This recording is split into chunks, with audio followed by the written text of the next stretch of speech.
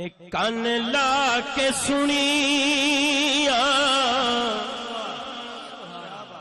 میرے آقا نے ارزاں.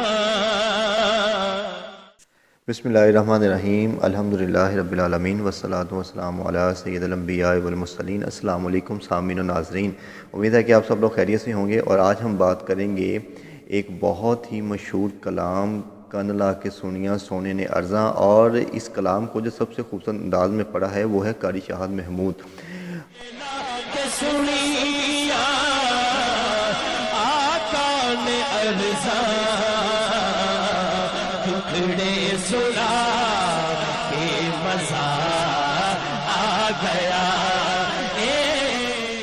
اگر یہ کہا جائے کہ قاری شہاد محمود کا شمار پاکستان بہترین ثنا خوانوں میں ہوتا ہے تو یہ بالکل حقیقت. نعت کی تشریح کرنے سے پہلے ہم ایک تو جو پیرامیٹرز ہیں ان کو ڈسکس کرتے ہیں. آج سے کچھ سال پہلے ایک عالمہ نے کیو ٹی وی پر اپنے ایک بیان میں آقا کریم علیہ الصلوۃ والتسلیم کے لیے داروغہ کا لفظ استعمال کیا، تو اس پر مفتی اکمل نے یہ رائے دی تھی کہ داروغہ کا لفظ آقا کریم علیہ الصلوۃ والتسلیم کی شان کے بالکل اپوزٹ ہے. گو کہ داروغہ جو ہے وہ جنت کا بھی ہوگا لیکن جہنم کا زیادہ مشہور ہے، اور کوئی بھی ایسا ورڈ جس میں ذرا سا بھی یہ کوئی شک ہو یا شائبہ ہو وہ ہم لفظ اپنے پیارے کریم آقا صلی اللہ علیہ وآلہ وسلم کے لیے استعمال نہیں کر سکتے.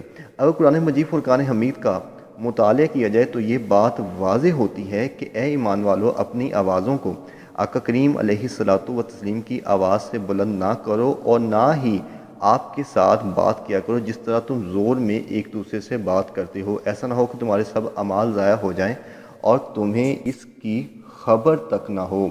تعظیم مصطفیٰ کے حوالے سے اگر اس نعت کو دیکھا جائے کہ کان لا کے سنیا سونے نے ارزاں، اب اس میں دو کنسیپٹ ہیں. پہلا کنسیپٹ جو ہے وہ یہ ہے کہ یہ جو سنٹینس ہے کہ کان لا کے سنیا، یہ اس پرسن کے لیے کہا جائے گا جس کی قوت سماعت کمزور ہوگی، یا دوسرے اینگل سے اگر اس کو دیکھا جائے گا تو یا اس شخص کے لیے استعمال ہوگا جو آپ کی بات کو سننا نہیں چاہتا یا اگنور کرنا چاہتا ہے. اور ان دونوں پیرامیٹرز میں اس سنٹینس کو آقا کریم علیہ الصلوۃ والتسلیم کی ذات کے لیے استعمال ہرگز نہیں کر سکتے، کیونکہ معاذ اللہ نہ ہی تو آپ کی قوت سماعت جو ہے وہ کمزور ہے، اور نہ ہی آپ اپنے امتی کے حال سے بے خبر ہیں یا بے خبر ہونا چاہتے ہیں. آپ تو نہایت ہی شفیق اور مہربان ہیں اپنی امت کے حوالے سے.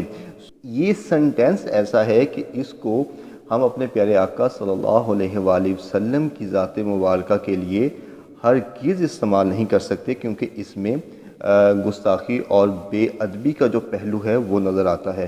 لیکن اگر ہم اس کو تھوڑا سا چینج کر لیں، کیونکہ بقیہ جو نعت کے اشعار ہیں وہ ماشاءاللہ بڑے خوبصورت ہیں، اس کو تھوڑا سا ایسے چینج کر لیں کہ سونے کملی والے نے سنیا نے ارزاں، یا میرے پیارے آقا نے سنیا نے ارزاں تے دکھڑے سنان دا مزہ آ گیا ہے. میری تمام ثنا خوانوں سے تمام لوگوں سے گزارش ہے کہ محفل پاک میں اس کلام کو پڑھا جائے تو اس کو تھوڑا سا چینج کر لیا جائے تو آئی تھنک کافی بہتر ہوگا.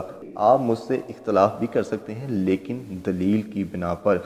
لیسن یہ ہے کہ جو بھی کلام جو ہے حضور کی ذات کے لیے منتخب کریں، حضور کی ذات کے لیے پڑھیں، اس کے سنٹینسز کو، اس کی ورڈنگ کو پہلے ایک مرتبہ قرآن و حدیث کے تناظر میں اینالائز کر لیا جائے تو آئی تھنک بہت اچھا ہو جائے گا. وما علینا الا البلاغ المبین.